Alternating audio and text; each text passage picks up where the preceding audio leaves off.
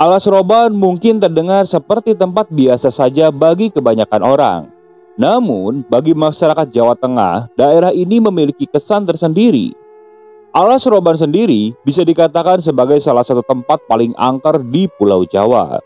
Alas Roban sendiri adalah nama dari sebuah hutan yang di dalamnya dibuat semacam jalan untuk menghubungkan kota-kota di Jawa Tengah dan provinsi yang lain.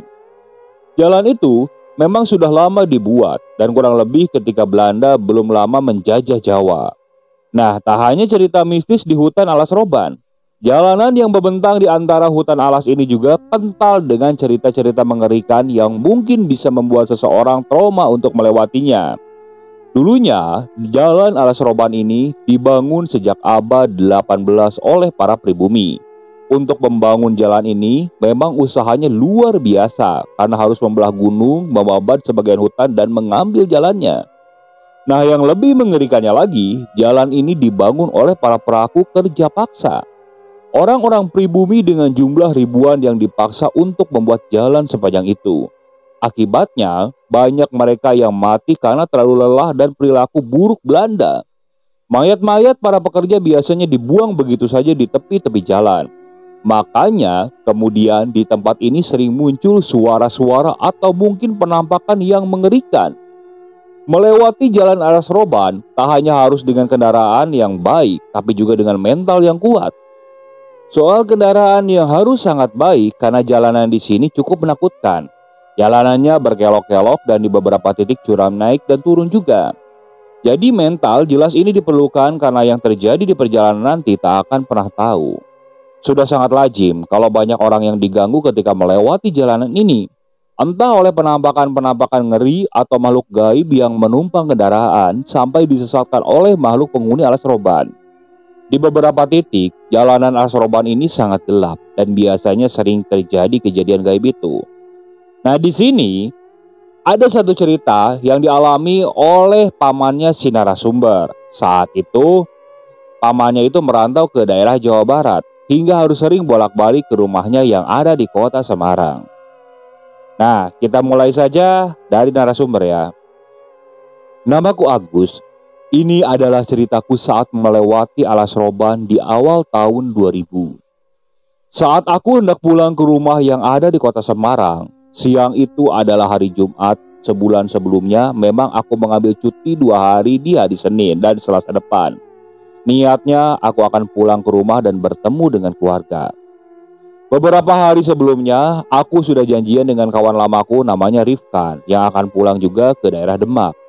Jadi kami akan pulang bersama dengan mobilku dari tempat kami berada. Pulang kerja, aku langsung mandi dan bersiap untuk mulai perjalanan. Suasana saat itu terasa sangat damai dengan udaranya yang sejuk. Suara anak-anak kecil di pelataran rumah di dekat kontrakan pun terdengar sangat ramai. "Rip, aku sudah siap, kamu tunggu di depan kontrakanmu ya," ucapku di dalam telepon memberitahukan Rifka kalau aku akan berangkat. Kontrakan Rifkan ini agak jauh, namun kebetulan searah dengan arah jalan pulang yang akan kami lewati. Saat hampir sampai, aku lihat Rifkan sudah menunggu di depan kontrakannya. "Ayo," seruku kepada Rifkan sambil membuka kaca mobil. Rifkan langsung masuk, tas punggung di kursi tengah dia simpan dan dia duduk di kursi depan menemaniku. Dari kontrakan Rifkan, dia menunjukkan pukul 17 lebih 15 menit. Di tahun tersebut, jalan tol memang belum ada seperti sekarang. Jadi satu-satunya jalan bagi pengendara yaitu jalur utara, yaitu jalur Pantura.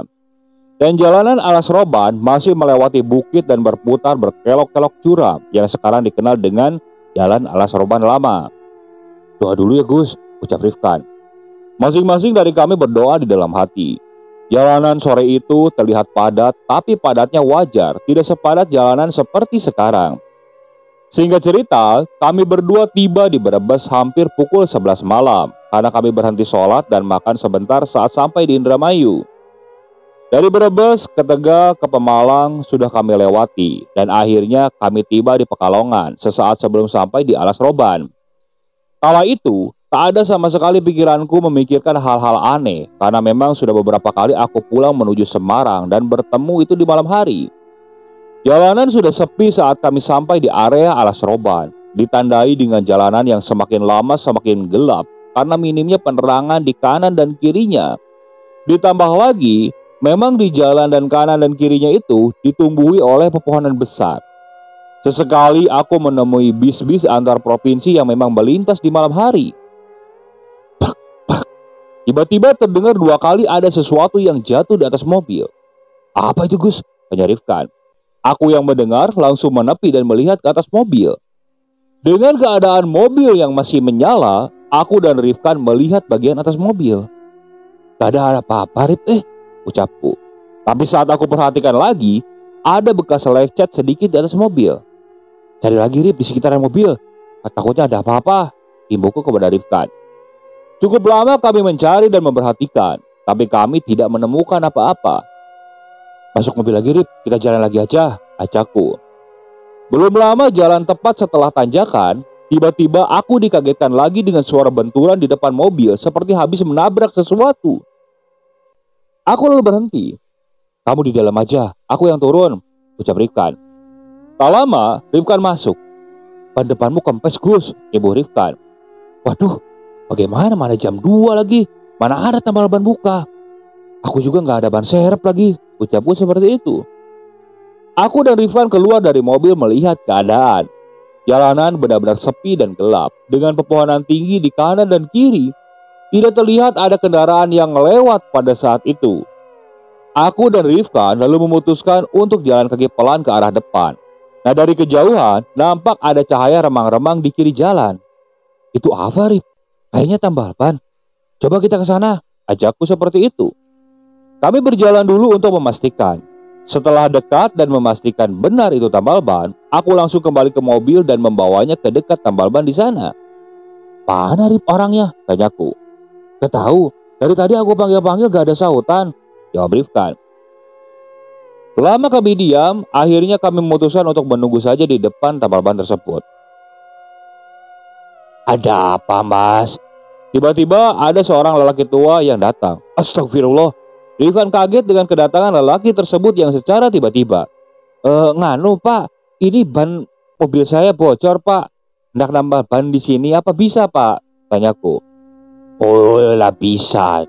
Silakan duduk di sini, Mas. Kami berdua tidak menaruh curiga sejauh ini. Hingga akhirnya aku mencium ada bau kemenyan di sekitar tempat tambal ban ini.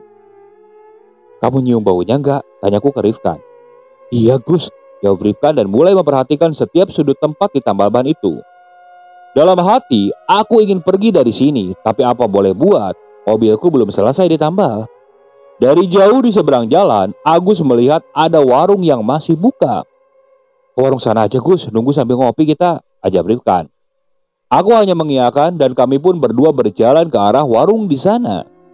Aku dan Rifkan sedikit berjalan dan menyeberang jalan. Nah, di sini aku melihat ada satu truk lewat pelan-pelan. Supirnya hanya melihat keberadaan kami dengan raut wajah yang heran. Setelahnya kami jalan lagi ke arah warung tersebut. Warungnya khas seperti warung pedesaan dengan bangunan yang dibuat dari anyaman bambu dan beberapa bambu yang menopangnya. Sesampainya di sana, nampak segerombolan anak kecil ada di warung tersebut. Loh, kok ada anak kecil main kayak gini jam segini lagi? Tanyaku dalam hati. Rifkan juga pasti berpikir demikian setelah melihat keadaan ini. Tanpa bertanya lebih lanjut, aku dan Rifkan masuk ke dalam warung. Nampak wanita yang belum begitu tua mengenakan daster berdiri tersenyum melihat kedatangan kami berdua. Ada apa, Mas? Mau pesan apa? Tanya ibu-ibu penjual warung tersebut. Kopi panas 2, Bu, jawabku. Tak lama kopi datang. Aku dan Rifkan ngobrol dan mencairkan situasi. Rif, rasa gak sih ada yang aneh gak? Kok ada anak-anak main jam segini ya? Tanyaku ke Rifkan. Anak-anak di mana? Tanya Rifkan.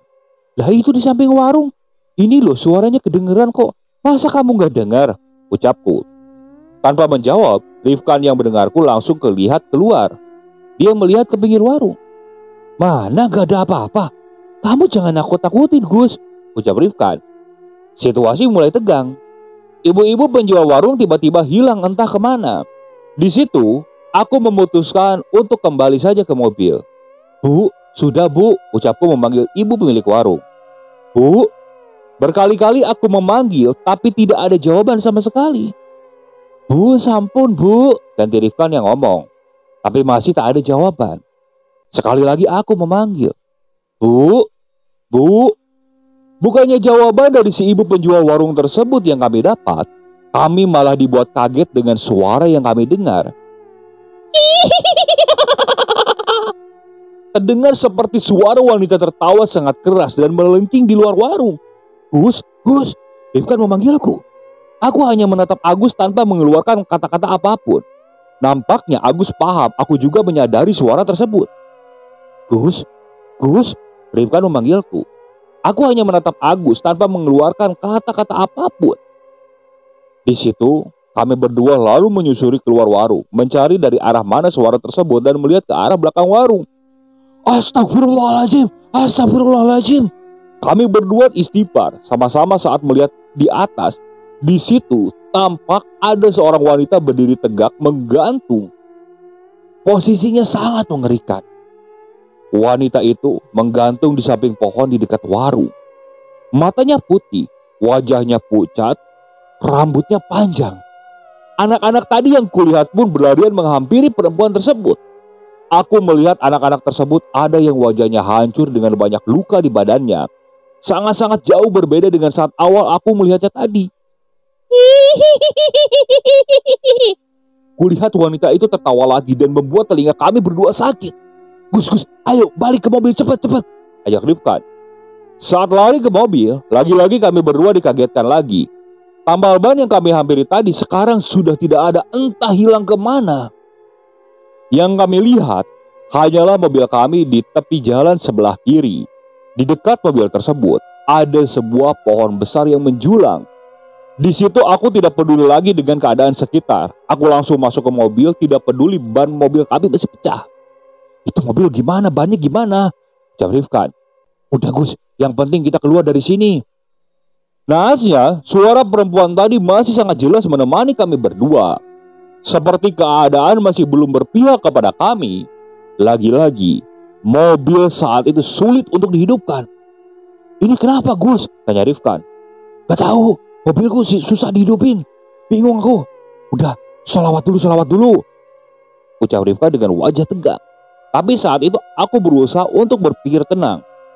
Di situ aku lalu berdoa, terus berdoa. Hingga akhirnya aku coba memutar kunci lagi. Alhamdulillahnya mobil hidup. Mungkin karena keajaiban setelah dari doa yang aku baca. Sehidupnya mobil, aku bergegas menginjak gas dan pergi dari tempat aneh itu. Namun, nasib baik belum juga menghampiri kami. Di sana, belum jauh kami berjalan, tiba-tiba ada sesuatu yang jatuh dari atas mobil. Udah gak usah dilihat, lanjut aja, ucap Rifkan. Ini jam berapa ya? Kok gak ada kendaraan lewat? Nambah Rifkan. Aku melihat jam. Jam 3 Rif, jawabku. Memang aneh, kenapa tidak ada kendaraan sama sekali? Normalnya di jam segini masih ada kendaraan besar yang melintas ya walaupun tidak banyak. Tapi pikiranku tidak mau memikirkan itu. Aku hanya fokus agar cepat keluar dari alas roban ini. Gus, hati-hati! Teriak Rifkan dibarengi denganku melihat ada wanita berjubah hitam yang kami temui tadi melintas di depan mobil kita. Aku yang kaget spontan langsung banting setir dan menginjak rem mendadak. Dan tiba-tiba kami mendengar ada suara klakson di telinga kami. Aneh bin ajaib, saat kami berhenti, kami berhadapan dengan truk bermuatan barang. Gus, minggir dulu, ajak Rifkan. Wanita tadi kayaknya ngikutin kita. Tadi kamu lihat kan, wanita itu nyebrang, tanyaku. Iya Gus, aku lihat. Dia tidak membiarkan kita pergi. Sesaat, terdengar ada yang mengetok kaca mobil. Dari dalam terlihat bapak-bapak berboncengan dengan ibu-ibu yang nampaknya suami istri. Aku buka kaca mobilku. Kalian gak apa-apa mas? Tanya si bapak tersebut. Gak apa-apa pak, kami terkejut barusan. Kami lihat ada wanita yang nyebrang, jawabku. Walai, hati-hati mas, di sini rawan. Ayo ikuti bapak saja dari belakang. Mampir ke rumah bapak. Rumah bapak setelah aras roban ini. Nama saya Pak Rahmat, nih istri saya, ucap bapak-bapak tersebut. Sehingga cerita, aku pun mengikuti Pak Rahmat di belakangnya. Di setiap tikungan, aku lihat Pak Rahmat tampak membunyikan klakson motornya. Hingga akhirnya kami tiba di rumah Pak Rahmat sesaat sebelum azan subuh berkumandang. Pak Rahmat nampak langsung ke belakang rumah dan kembali dengan nampan yang berisi 2 teh hangat. "Diminum dulu mas," ucap Bu Rahmat. "Allahu Akbar, Allahu Akbar." Dan terdengarlah suara azan subuh berkumandang.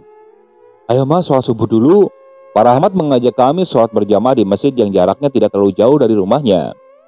Setelah sholat, kami kembali duduk di ruangan tamu rumah Pak Rahmat. Perlahan, Pak Rahmat bertanya kepada kami, "Mas-mas ini sebenarnya mau kemana? Nama masnya siapa?" tanya Pak Rahmat. "Nama saya Agus pak, ini teman saya Rifkan," jawabku.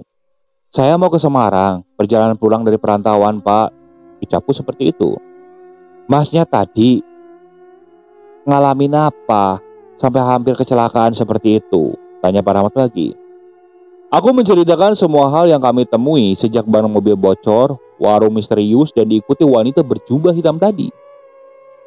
"Mas, di jalan Asroban itu tidak ada warung apa-apa mas, apalagi tambal ban. Di sana hanya ada hutan mas," jawab Pak Rahmat. "Tapi tadi kami menemuin semua itu pak." "Ya benar mas, tapi bapak sebagai warga yang tinggal tak jauh dari rumah Asroban itu sangat hafal daerah sini mas. Gak ada warung yang berdiri di sana," jawab Pak Rahmat. "Di sana memang sering ada kejadian semacam itu. Belum lama ada kecelakaan mobil, satu keluarga meninggal di sana, dan masih banyak lagi cerita pengendara yang diganggu sudah sejak lama mas," imbu Pak Rahmat. Aku dan Rifkan hanya menelan ludah saat menenggak teh hangat yang dibuatkan oleh Bu Rahmat tadi. "Mendingan mas sekarang istirahat dulu di sini. Nanti siang atau sore baru lanjut perjalanan," pungkas Pak Rahmat melihat keadaan kami. "Gimana Rif?" tanyaku kepada Rifkan. "Itu terserah kamu Gus," jawabnya. "Ya sudah, kita di sini dulu sampai siangan nanti. Keadaan kita juga masih syok dan lelah seperti ini, Pak," ajakku, dan Rifkan pun hanya menyautnya. Kami ditunjukkan ke kamar anaknya, yang memang saat itu sedang kosong karena anaknya katanya merantau ke daerah Jakarta. Kami lalu tidur melepaskan lelah di sana. Siangnya kami bangun dan bersiap melanjutkan perjalanan yang sudah tidak jauh lagi. "Mas," panggil Pak Rahmat pada kami. "Mas, makan dulu sebelum pulang," ajak Pak Rahmat. "Waduh pak, kok repot-repot gini pak?" jawab Agus. Siang itu kami makan bersama dengan Pak Rahmat dan istrinya. Beliau benar-benar baik kepada kami, ya walaupun kami hanya orang asing yang baru ditemuinya. Sehabisnya kami pamit dan keluar menuju mobil. "Gus, ban mobilmu masih utuh begini, gak ada yang bocor," ucap Rifkan. Aku langsung melihat ban mobilku, dan ternyata benar. Ban mobilku masih normal, tidak ada tanda-tanda kerusakan. Di situ aku hanya menggeleng-gelengkan kepala melihat keanehan yang ditunjukkan di depan mataku. "Pak Rahmat, kami berdua pamit ya. Terima kasih sudah menolong kami dan sudah baik kepada kami," ucapku. "Gak apa-apa mas, saya sama ibu malah senang ada tamu di rumah kami. Soalnya kalau tidak ada tamu rumah kami sepi," jawab Pak Rahmat. Aku yang mendengar jawaban Pak Rahmat terenyuh. Akankah saat tua nanti aku seperti itu? Pikiranku saat setelah mendengar ucapan Pak Rahmat. Kami berdua lalu melanjutkan perjalanan, dan setibanya di Semarang, aku mengantarkan Rifka ke halte bus yang akan mengantarkannya ke Demak sebelum nanti dijemput adiknya di sana. Setelahnya aku pulang ke rumah dengan oleh-oleh pengalaman yang tidak pernah akan aku lupakan sampai kapanpun. Dan Pak Rahmat hingga sekarang kami anggap sebagai keluarga. Karena beberapa kali setelah kejadian itu, memang aku sempat mampir lagi ke rumahnya. Oke, sekian untuk cerita kali ini. Saya mohon maaf apabila masih banyak kekurangan dalam pembawaan ceritanya. Saya ucapkan banyak terima kasih kepada narasumber yang sudah membagikan kisahnya, termasuk para penonton yang benar-benar setia mengikuti cerita dari channel Keramat Horor ini. Semoga kalian selalu diberikan kesehatan, dilancarkan rezekinya, dan dijauhkan dari musibah. Terus ikuti cerita yang dibawakan oleh channel Keramat Horor ini. Assalamualaikum warahmatullahi wabarakatuh.